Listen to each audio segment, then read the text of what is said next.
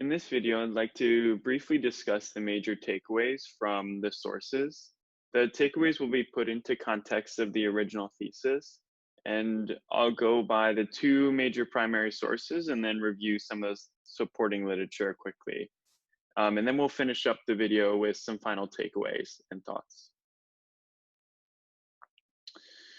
So the first source in Tara Duke, in this diary, we see a couple of important things that are relevant to understanding Efik control and influence over Europeans. First, the diary includes a knowledgeable navigation of language by Tara Duke. It displays an understanding of economics and investment in maintaining current knowledge on trade practices.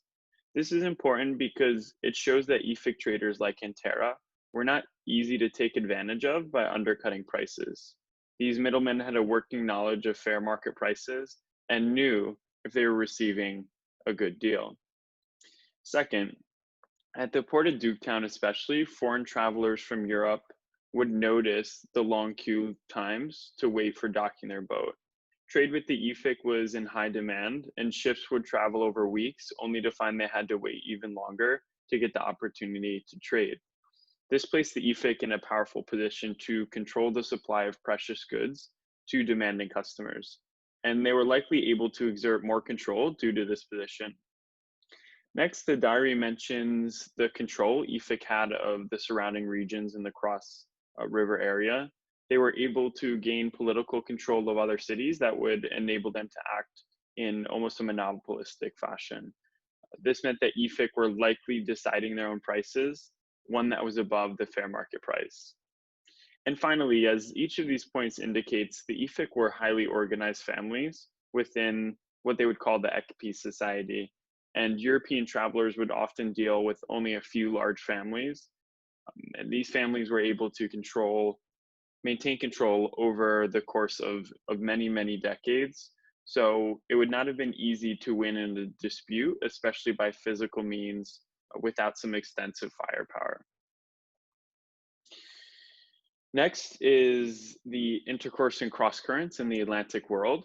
This source is a recent addition to my analysis of the Calabar merchants. It is an evaluation of other primary sources in oral history by a professor at the University of Calabar.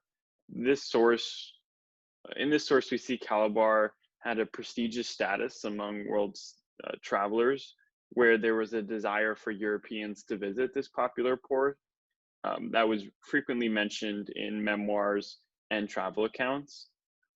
And despite the geographic and cultural differences, intellectual and physical exchanges improve the wellness of surrounding regions. And so the introduction of finished goods was critical to the development of Calabar and the surrounding regions.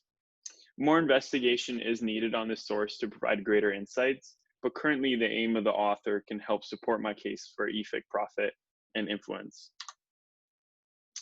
In terms of secondary sources, we see a lot of things to support the main case. The first being entrepreneurship of Efik traders, who some of these sources detail traders that were ready to tackle the problems with traders and were fighting for their position at the port. We also see a greater understanding of Europeans by the Efik people than we originally thought.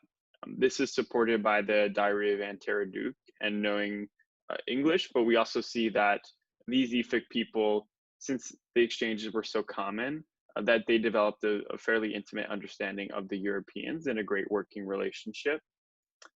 And other sources provide insight into the payment amounts. So putting into context what the copper bars, the price of yams, etc. were, and how the Efik were able to navigate this and balance their exchanges.